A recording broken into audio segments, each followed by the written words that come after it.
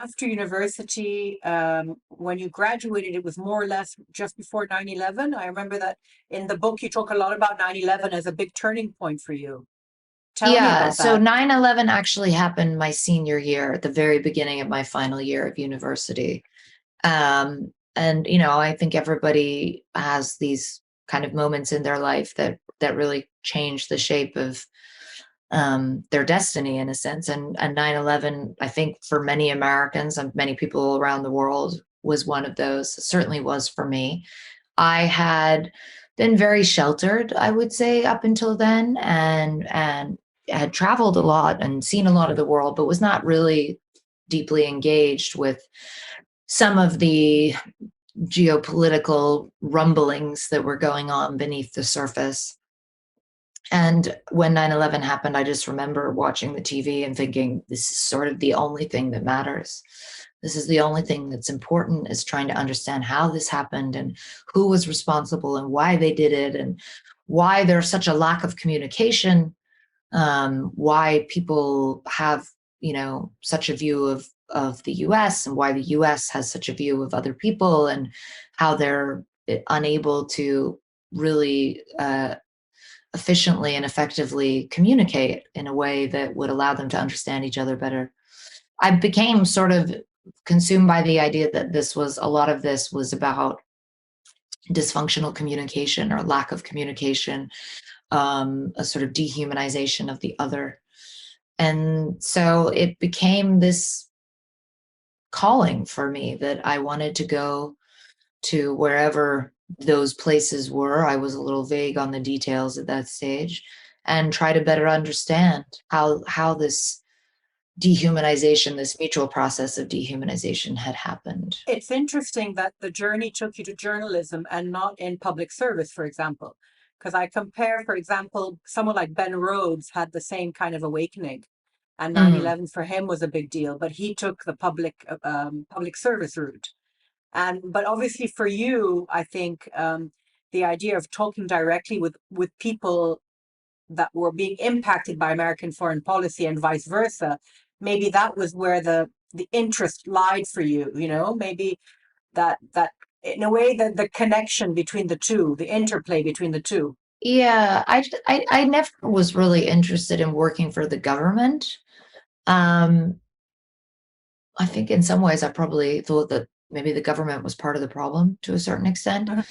Mhm. So I was more interested in educating myself and having conversations, and sometimes like painful, challenging conversations, and trying to allow those conversations to take place in a way where people wouldn't just turn their back on them, Yeah. where they'd be willing to engage with them, even though they're really hard Mm. conversations to have. An amazing ability with languages. Well, I don't know about amazing, but I love Well, languages.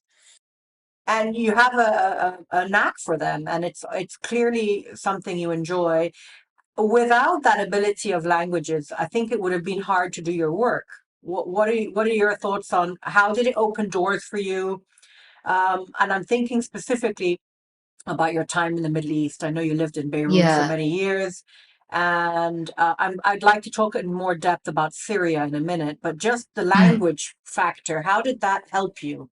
And then you were in Well, I mean, Russia before. it helped me in the sense that, first of all, like, my Arabic is conversational. Okay. It's not, but I found that looking like I look, making the effort to learn some Arabic and understand part of the language, and the culture that you learn by learning some of the language as well, it opened a lot of doors. And I think that people were maybe not touched, but certainly appreciative of the fact that I had taken the time to really try to learn the language, and that I had such tremendous respect for the language and the culture. And so it opened doors, definitely. But I also have been in plenty of situations where I've gone into Syria for alone undercover, for example, and I don't have a producer or translator working with me. So I've had to be able to do basic interviews um, in my sort of Derij Shami Arabic, Have you And found, sorry to cut you off, Clarissa, but have you yeah, found sometimes that it's been to your advantage to act like you don't speak the language? uh, yeah, I mean, obviously, I've had certain situations where I've pretended not to speak the language. Um, the first time I went to Syria after the uprising, I went on a tourism visa and I was posing as like a decorator for a couple of days and sort of going around Damascus and like pretending to be buying antiques and stuff. So in that context, I obviously had it would have looked very odd that I would speak Arabic. So yeah, I just pretended not to, Hmm. which is also weird in a sense because you realize you're much more stiff. It's much, you take for granted that you just like the icebreaker that comes with being able to even just like a few phrases. But I do tell people all the time because a lot of young people, aspiring journalists, ask me, "Oh, what if I don't speak languages? Can I still do this?" And I always say, like, yes, you don't need to speak languages. Everybody has their superpower that they bring to the table. For me personally, so much of my work is about building empathy and finding human connections, often in the most unlikely of corners, that the language helps a lot. Yeah, but it's not the deal breaker, but No, it it's not a adds, deal it breaker. adds. I know a lot Yeah. of great journalists who don't speak, a lot of journalists who are much better journalists than I Hmm. am who don't Hmm. speak other Hmm. languages. Hmm. So I want to talk about two issues. Firstly, I want to talk about Syria.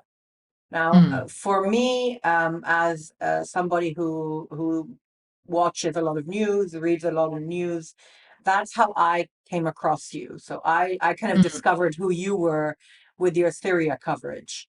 And I don't know if for you that was one of your more uh, turning points in terms of a career, in terms of your career. mm. Was your Syria work a turning point? Yeah. Um, Tell me about that. So the Arab Spring began, and I was based in China, in Beijing for ABC News. And because I had lived in Beirut and spent a lot of time in Damascus, um, I immediately just felt like I desperately wanted to be there. And I ended up leaving ABC News and moving to CBS. I was technically based out of Afghanistan in the beginning and then London, but I just very quickly wanted to be in Syria and went on that first trip undercover as a tourist and embedded with the activists. And I was on my own. So I had to shoot the whole thing on my own. And that was sort of my first big report from Syria, which started this like very intense love affair, I guess, covering this like extremely painful story of a really beautiful people in the most horrific of circumstances. And it definitely was the moment where I started to get noticed, I guess, in my career and started to win awards. And there was a lot of attention on the kind of reporting that I was doing, which um, was gratifying in the sense of seeing a story that I care passionately about get a lot of people paying attention to it. But it was also a little bit tough in terms of trying to um, develop as a reporter and develop emotionally, given the context that I was working in with so many eyeballs on you that made it challenging. And when you were with CNN after that, you joined CNN. Was it at that point that you were invited by Samantha Power to the UN to be a witness to events? That was a few years later. Yeah. So I had been covering Syria probably 5 years when that happened, and I had been in more than a dozen times. And